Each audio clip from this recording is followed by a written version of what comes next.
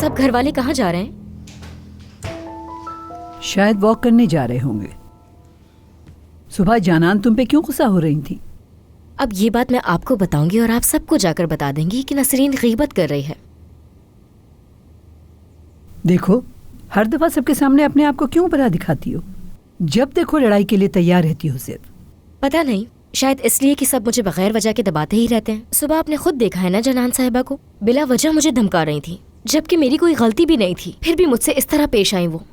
ऐसा क्यों करती हैं वो? क्योंकि उनको डर है कि मैं उनकी गलतियों का करीम साहब को जाकर ना बता दूं।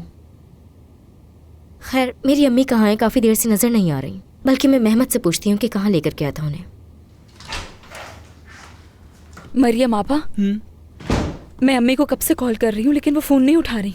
मैंने उनकी पड़ोसन को फोन किया, वो उनके साथ भी नहीं है। मुझे उन्होंने बताया था कि वो पड़ोसन के साथ पार्क जा रही हैं। वक्त जाया मत करो, अभी जाओ तुम। काश के सुबह ही चली जाती मैं। तुम्हारी इसमें कोई गलती नहीं सबा, तुम्हारी माँ नहीं चाहती थी कि तुम आओ। चलो, वक्त जाया मत करो, यहाँ फौरन जाओ।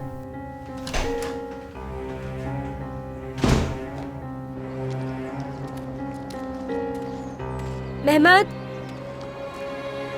मेहमद। जी यहाँ हूँ। हाँ, इधर आओ, कुछ पूछना है तुमसे।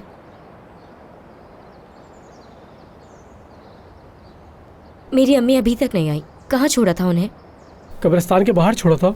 ज़ाहिर है अब मैं ये तो नहीं पूछ सकती कि तुमने इंतजार क्यों नहीं किया, क्योंकि तुम तो मसरूफ रहते हो। नसरीन, मुझे समझ में नहीं आता कि तुम ये बात बार बार क्यों कहती हो, जबकि तुम जानती हो कि मैं यहाँ पर काम करता हूँ। अगर मेरे बस में हो तो जिसका जहाँ दिल चाहे मैं उसको लेकर जाऊँ, लेकिन अगर ऐसा करूँगा तो मरियम बाजी मुझ पर बहुत नाराज होंगी। अच्छा बस करो, समझ गई मैं। अम्मी ने कुछ कहा था तुम्हें? कहा तो कुछ नहीं था। ठीक है। नसरीन,